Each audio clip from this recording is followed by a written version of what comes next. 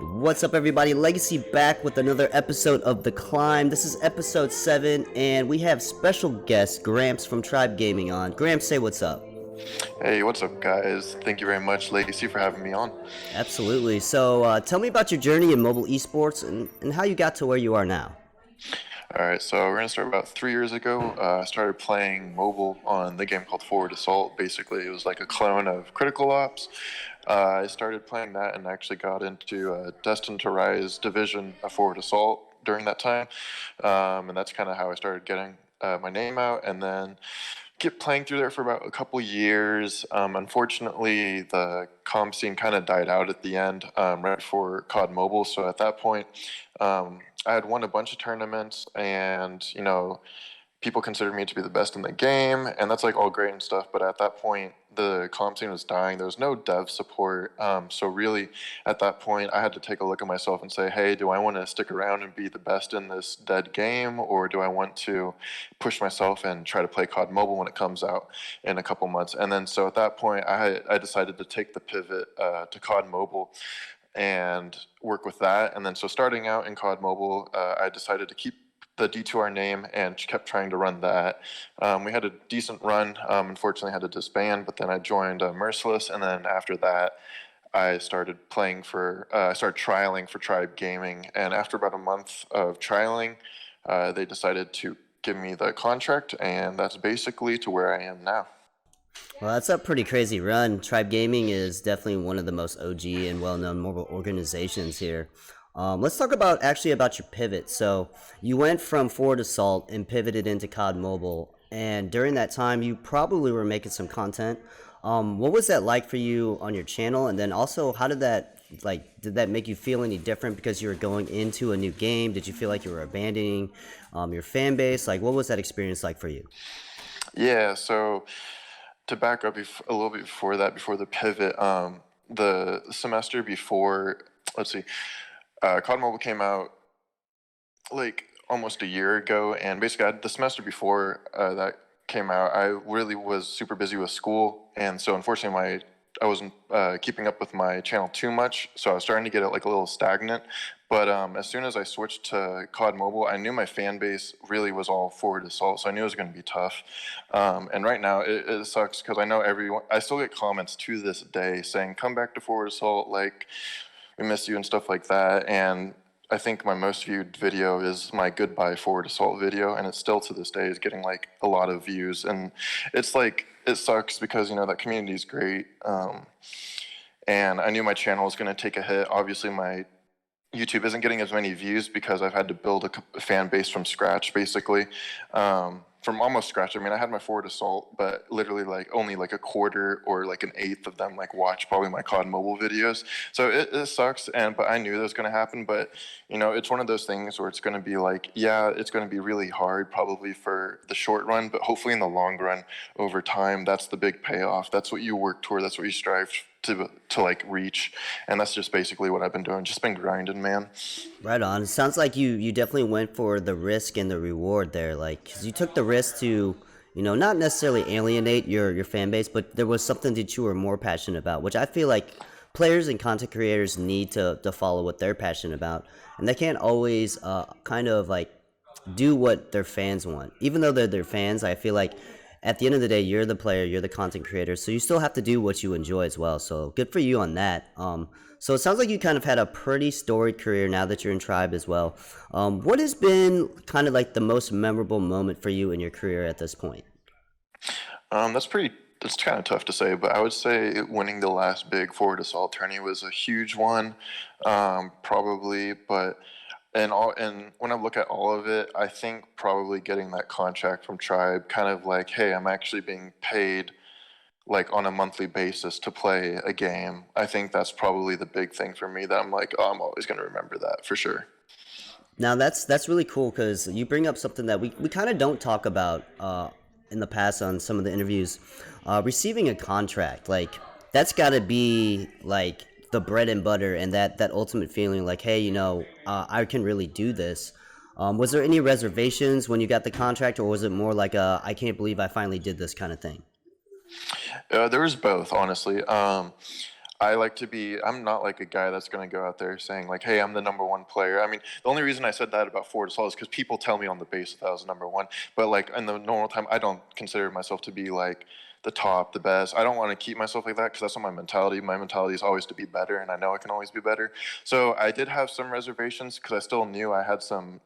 I still knew I wasn't at my top tier form yet. So that's still like there, but at the same time, I knew that hey, I had already done so much in the game so far, and I've already proven myself to be pretty consistent and reliable. So there was both for sure.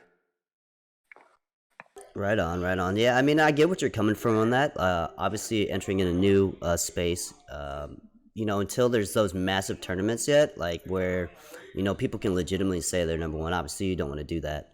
Um, Yeah. but so now jumping to COD Mobile, like obviously you were huge in Forward Assault. You guys won multiple titles, had your own skins in the game. How Yep. was the COD Mobile experience now impacted your career? Obviously, you talked about signing with Tribe, but have you built new relationships? What has it been like for you on the grind? Is the grind good? How do you enjoy the game? And like, what potential events are coming up now that you're excited for? Let's see. Well, I mean, yeah. So grinding off starting, it was kind of weird because the comp scene took a long time to actually get that official dev support, but there was a lot of more money tournaments. So I was just basically going with that, trying to meet as many people because a lot of the scene is from COPS, and me being forward assault, I didn't know as many people, so that was also kind of a thing I struggled with in the beginning, and still to this day I don't know as many people in the community as I'm sure other COPS players do, and that's fine. But it's good to build connections. I've been building connections. I'm starting to talk to more content creators and stuff, and that's basically what you got to do if you want to flourish. Just to make as many connections as you can, because you never know who can help you out, who can you can help out. So it's good to kind of build that community. So I'm also really excited because now the scene has a full dev support and there's $1 million tourney on the way. That's been absolutely insane. And now that that's been announced, the practices daily have gotten a little bit more intense. The comp scene's definitely trying to make sure everyone's ready for the team qualifiers that are coming up soon. Absolutely. I mean, and so now that you're signed with Tribe, and you just you brought up the $1 million tournament. Do you feel like there's more pressure to play under a big name and a big label, or is that something you kind of thrive on? Yeah, I think there's more pressure, but I think you can thrive on that. Definitely, being paid and professional, you're expected to be the best. You're expected to be at a level above people that aren't supposed to be contracted, but still, like you don't always want to assume that because eventually when we get into like team qualifiers and stuff, we're going to play teams that we've never run into in the comp scene. But there's really good ranked players out there that like sometimes are just go off or something, and they're just random people. And it's like you never know what you can run into. So yeah, there's pressure, but it's just always good to like keep that pressure and like hey, like I think that pressure is really good because you don't want to get complacent with your plays. You don't want to just think, oh, we're good, like we're going to keep staying good. It's like no, every game's something to learn. So just keep that pressure, and I think using that pressure keeps us on top. Right on. So tell me about your roster. Who else is on your team? And is there any other players or any other teams out there that you think, hey, these guys are also really good as well? Yeah, so right now, there's a huge shakeup with the whole comp scene. Basically, every comp scene roster has been switched around because with the new rule set of the $1 million tourney, it's 18 and over, and unfortunately, a lot of the comp scene is under 18. So basically, the whole old tribe roster got had to get removed or dropped, and I was the only one remaining. And then so now we've rebuilt. We have Little B on the team, Tectonic, Nero, Nintendo, who is now renamed as Balu, and we also have Godsley on the team and Childs as well. So that's a really strong roster. We're really excited about it. It's a 7-man roster right now, and it's really been working pretty decent so far. Some teams to look out for, I think, are Team Fierce, but a lot of them are under 18, so I don't think we'll see them competing. But they're a really good team regardless. And also the SNG, the Singularity roster, I don't think they're under the Singularity name anymore, but yeah, they're pretty good too. And then also Merciless is pretty good up there too. But I mean, it's good to have all that competition, and I think we have a good shot at winning. You mentioned some pretty big names in the community, man. I'm not gonna lie. You mentioned Little B, probably known as one of the best snipers, and with you being one of the best snipers, that's a deadly combination. You mentioned Godsley. Obviously, you know me and Godsley go back. And Tectonic's a big name in the scene as well. Sounds like you Yeah, guys have a really good team. I do think the 18 and up thing does change things, but I feel like that brings more of a maturity to the scene. You know, maybe the devs wanted agreed. that 18 up because you know these players can be put on contracts. They can be act professional. So that kind of brings me to my next point. Like, what kind of advice can you give these up and coming players who aren't 18 yet? To be a pro player or a content creator, what kind of stuff, like now that you've gone through this journey, what kind of tips can you give them? I would say that. I mean, oh, let me see. Sorry, I had to pull up my notes. Let's see.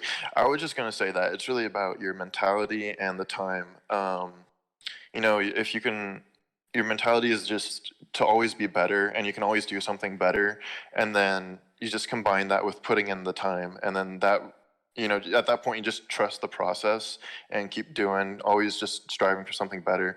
And also, if you're under 18, just be aware of like your online presence. Make sure you're not saying anything really dumb or something that can get you in trouble and hurt your opportunities down the road, because there's been things in the community where you see people get dropped from teams because of how they act on social media and stuff. So that's definitely something to keep in mind. Absolutely. So let me get back to um, I guess you know what. I guess now we're gonna just talk about how was Tribe been for you? Because obviously you went from D2R, which was a smaller like tier 3 org, and Tribe is basically like a tier 2 to tier 1 org. Definitely tier 1 in the mobile scene, but tier 2 amongst like most of the orgs. How's that been for Okay. you? Like, how's the experience been? Like, how did they welcome you? Is there like great benefits to being in a big name like that? Like, how have they treated you? Yeah, it's been really awesome. You know, sometimes you hear about orgs treating their players unfairly and stuff like that. It's definitely not the case with Tribe, which is awesome. So basically, starting out, I knew it was going to be professional and well run when it took me over like about a month to get into the team. So at that point, I was like, okay, these guys are legit. They really want to see and test players well. So that's a really good thing. Another great thing is the leadership. So Kaner and NiteLite are a huge part of the COD managerial roles, and they're just great. They have great advice and always are good to talk to. From the start, they've always said it's just, hey, hang tight. There's going to be an esports scene, and even though other orgs decided to leave and stuff and maybe bow out, they decided to keep it around, and they're just really smart. And they also definitely support the team very much, and they're very open. You know, hearing everyone out. So it's really good. Really, really supportive organization. That's great to hear, especially because you know mobile is, even though it's come up in the last few years and you've seen the rise of it. I still feel like mobile isn't. It's kind of still not as respected as some of the other platforms. So that's really good to hear. Yeah, Especially, you know, I talked with NiteLite. He was on the climb. Very great person. Had some great perspective on things. Really liked how his mind thinks and how the vision for Tribe is. So I'm really excited to see how exactly. you and the rest of the players do. This year will be exciting to see how you guys do. Especially, you know, hopefully later in the year there'll be a LAN and you know all your fans can see you guys participate there. So I guess leading on to my final question, I always like to end it off with something fun. Would you rather be a pro CS:GO player on your favorite team, or would you rather be a big mobile content creator slash streamer? If you asked me 5 years ago, I would have 100% say CS:GO player, 100% CS:GO. But I mean, nowadays, I would say big mobile content creator. I mean, like you said, mobile games have been on the rise and have been exponentially growing, especially with their fan bases and investment. So it's a great opportunity for creators and for those who want to get involved in esports, because I mean, most everyone has a phone, and it's great because you can just download the game and start playing, and you don't have to spend 2 to 3 grand on a PC. So I think that's really great.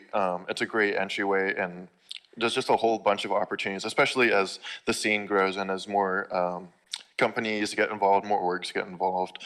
But yeah, and yeah, so I was just gonna say definitely the mobile content creator now. I like it. I like it. I love that you said the mobile content creator. So I guess to end it off, give out any shout outs to anybody shout out your channel, your Twitter, and talk about anything that you wanted to talk about that you might have forgotten. Yeah, I would just want to shout out probably the Tribe organization for taking a chance on me and being an awesome organization. Shout out to the teammates. Really excited to have them on the roster now and really excited to see what we can do. I think it's going to be a really good run for us. And yep, my YouTube and Twitter is just Tribe Gramps, or my Twitter's Tribe X Gramps, and then my YouTube's Tribe Gramps. But yeah, that's about it for me, I think. Right on. Well, I appreciate you being on the show. I am Legacy for the Climb and Critical Points saying peace, and thank you for being on the show, Gramps. Thank you very much for having me on the show, man. Appreciate it.